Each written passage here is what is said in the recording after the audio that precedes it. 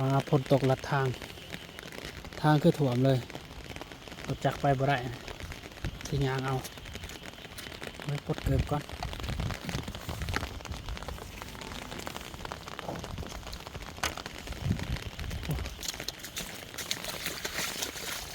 โอ้ถ่วมนักเบิดเลยท้องนาทางนี้เป็นท้องนาท้องเบิด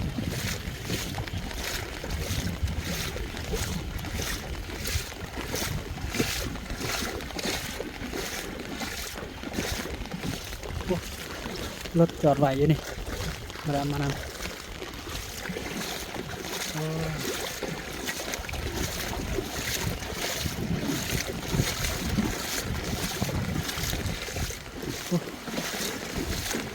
จะยางเอาไปเด้อรถผ่านไม่ได้รถจักรรถไงผ่านไม่ได้นำลึก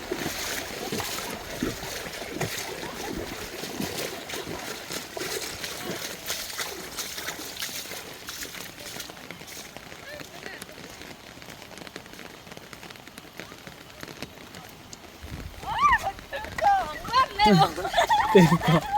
เอาเลยมาที่เบิ้งทางนั้นน้ำแห้งกว่าทางนี้เลยอย่างเบิ้ง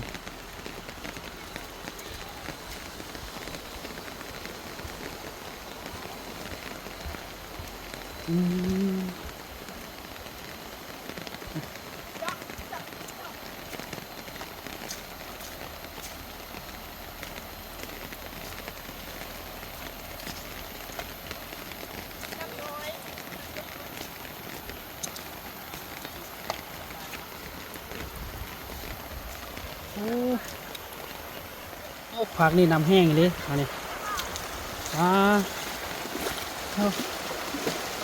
โอ้ยคอยยางเลยอันนี้เป็นเส้นทางขาดเลย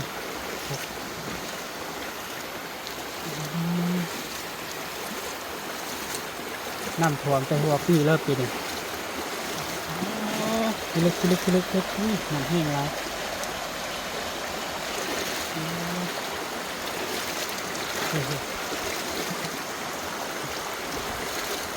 รถก็ต้องจอดไม่ได้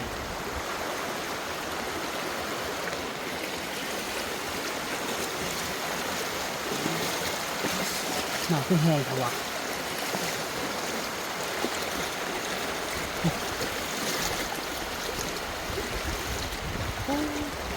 ต้องให้ท้องนาท่วมเลิกทางนี้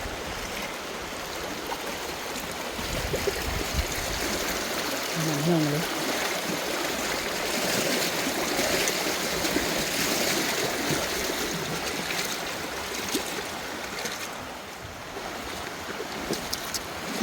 บ่เรือน้องกับบ่เรือย่างเอาวัดนะ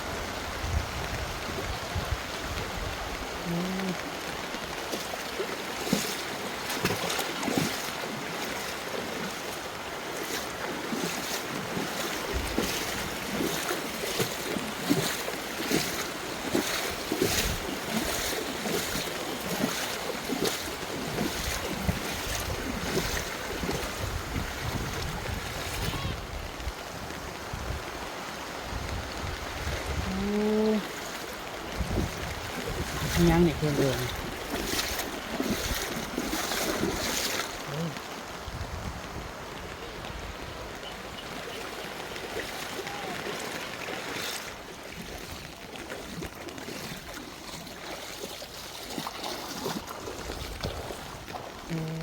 เราจะขามมาแหละ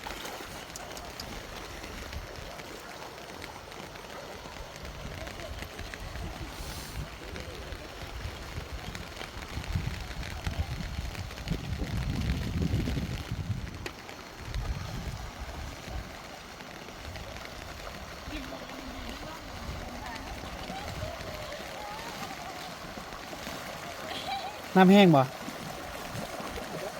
น้ำแห้งบ่พอกันหลี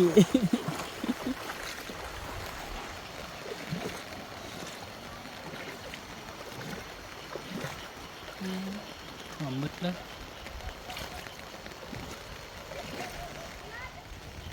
จอดรถดูพี่แล้วเขาก็ยางไป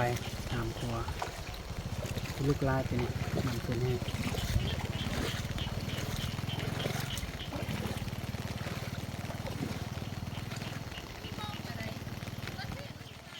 พระเจ้าว่านี่มันบกลงอะไรนี่ตอนเช้ามันลายกว่านี้ท่วมแห้งกว่านี้ตอนเช้า